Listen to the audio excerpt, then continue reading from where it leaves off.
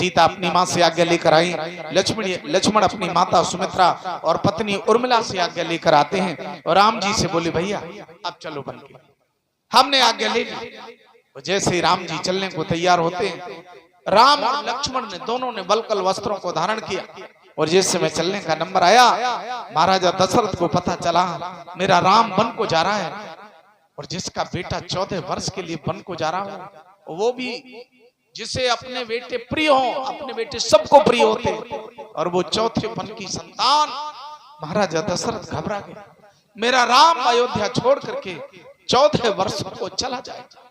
दशरथ रो पड़े, सुमंत को बुलाया और सुमंत जब आते हैं तो महाराजा दशरथ सुमंत के सामने हाथ जोड़कर कहते हैं सुमंत एक काम करो, मेरा राम बड़ा भोला है, 14 वर्ष वन में कैसे व्यतीत करेगा, एक काम करना तुम रथ में बिठा करके ले जाओ, मेरे राम को वन में घुमा करके और वापस लौटा ला। कहना बस हो गया वनवास। फिर दशरथ अपनी तरफ से बोले सुमंत राम बड़ा आज्ञाकारी है, वो माँ की आज्ञा का उल्लंघन कर नहीं सकता, अगर वो वन से वापस ना आए तो तुम एक काम करना, उस सीता को वन में मत छोड़ देना, जो कभी महलों से बाहर नहीं गई, वो सीता 14 वर्ष वन में कैसे व्यतीत करेगी। दशरथ रो पड़े, कहने लगे जब सीता को जनकपुर से विदा किया था, महाराज जनक ने कहा था महाराज मेरी बेटी बड़ी अबोध है, आपने योग्य नहीं, आपने मेरी बेटी को स्वीकार करके मेरे ऊपर बड़ा उपकार किया है। मेरी बेटी जब आपके यहाँ पहुंचे, उससे कोई त्रुटि हो जाए, कोई गलती हो जाए तो उसे अबोध समझ करके मेरी बेटी को माफ कर दे। वो जनक जी की बात याद आ रही। दशरथ रो कहने लगे सुमंत तुम सीता को वन में मत छोड़, अगर राम ना आए तो सीता को लेकर जाओ रथ में बिठा कर। सुमंत ने कहा ठीक, मैं कोशिश करूंगा राम जी लौट कर आए, और राम जी ना आए तो मैं सीता को लाने की पूरी कोशिश करूंगा और फिर समय जैसा कराएगा। सुमंत आज महाराजा दशरथ को वचन देकर और रथ को लेकर आते हैं और राम जी जहां तैयार खड़े, सुमंत जिस समय रथ को लेकर आते हैं, बाबा तुलसीदास मानस में लिख रहे हैं, क्या लिखा कि राम सुमंत ही आवत देखा और आदर की न पिता समझेगा।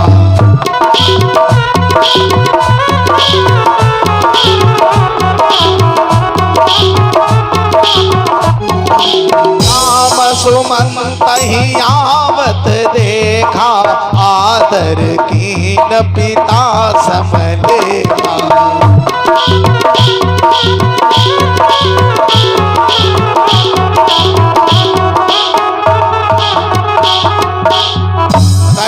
राम सुमंत ही आवत देखा आदर कीन पिता समलेखा।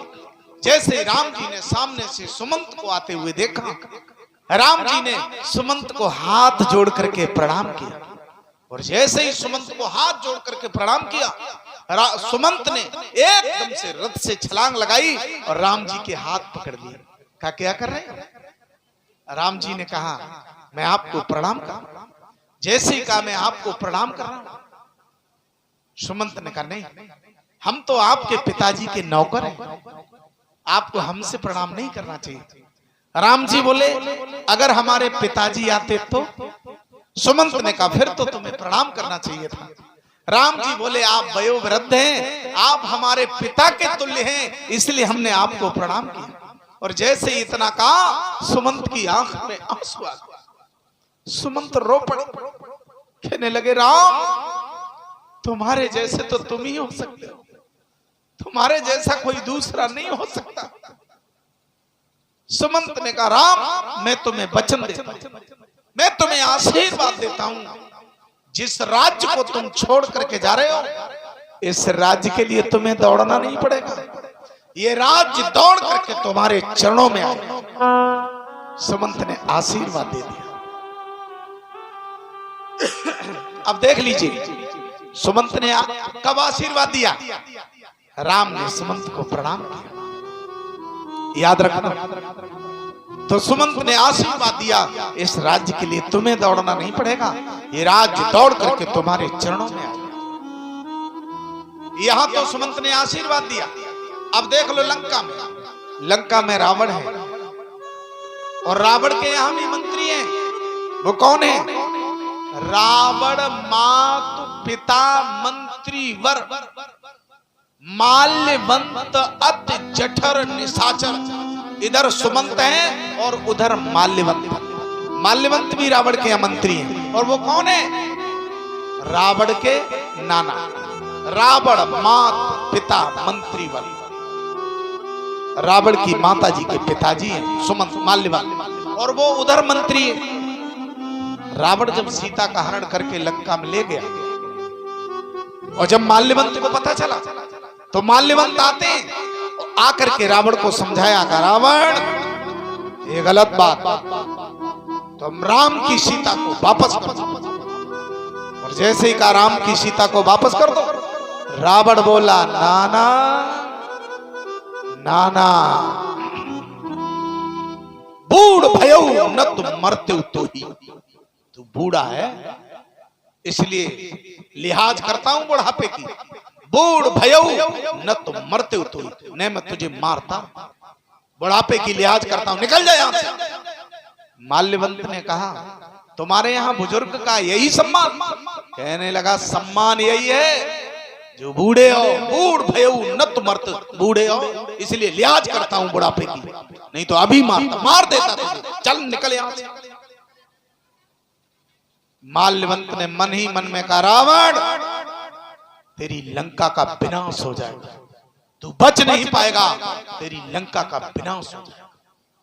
एक माल्यवंत के श्राप से पूरी लंका का विनाश हो गया है। और इधर सुमंत ने आशीर्वाद दिया, राम इस राज्य के लिए तुम्हें दौड़ना नहीं पड़ेगा। यानी बुजुर्ग के आशीर्वाद में कितनी शक्ति है।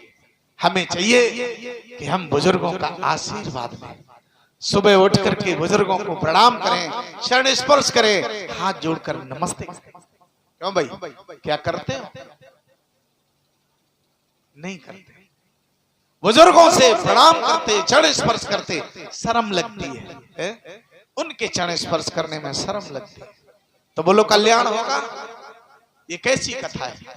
कल्याण तभी होगा जब बुजुर्गों का आशीर्वाद। याद रखना राम की कथा, राम को इस दुनिया में आए कितना समय हो गया? राम को इस दुनिया में आए लगभग 9.5 लाख वर्ष। अभी अभी आप राम कथा सुन रहे थे तो ऐसा लगता है माना राम जी कल परसों ही आए। अच्छा बोलो लगता है? रामलीला देखते हैं तो ऐसा लगता है राम जी ज्यादा समय नहीं, कल साल 2 साल ही हुए हो। अच्छा बोलो ऐसा ही लगता है क्योंकि इतना चरित्र महान। और लेकिन हो गई लगभग 9.5 लाख वर्ष, 1000-2000 नहीं, 9.5 लाख। कितना चरित्र महान था। बाबा तुलसीदास मानस में लिख रहे हैं राम का क्या जीवन था। और प्रात काल उठी कै रघुनाथा,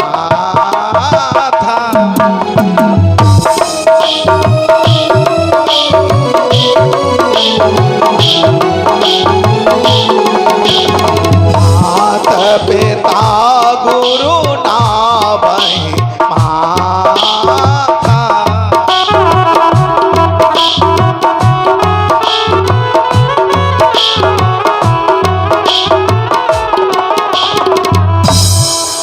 क्या जीवन था राम जी का।